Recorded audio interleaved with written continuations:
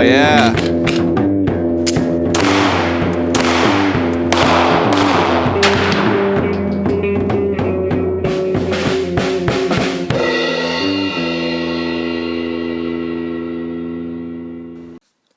One thing I looked into when I was deciding between this gun and other guns was field stripping.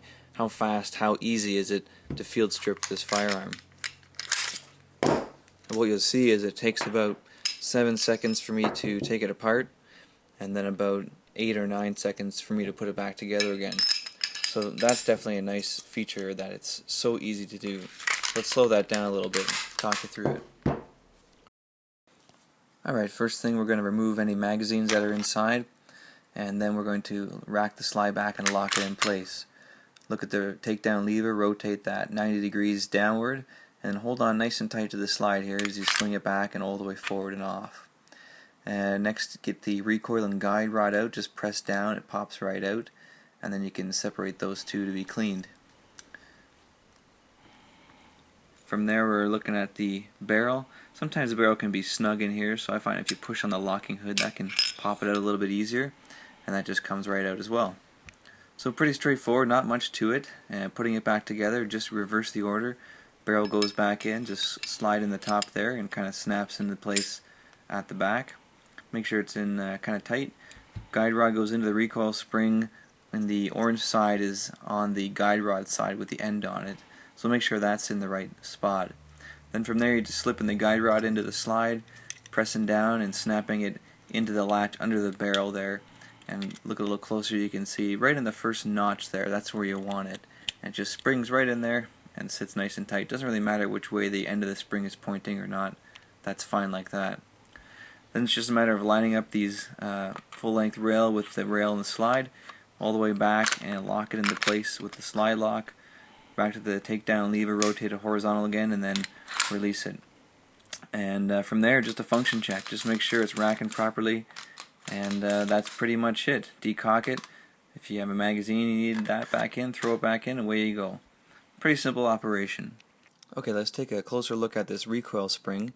It's made of steel, sort of like a braided metal material, and really nice and strong and durable. One end colored in red or orange, that's the end that the butt of the guide rod goes into, so that keeps you from putting it in backwards. And yeah, it seems to be pretty durable. You can buy replacements for these if you need it, but I've never needed one. The guide rod itself is looks like it has kind of a blued finish on it to some degree. This one is metal, as you can see with my magnet here. It sticks pretty well.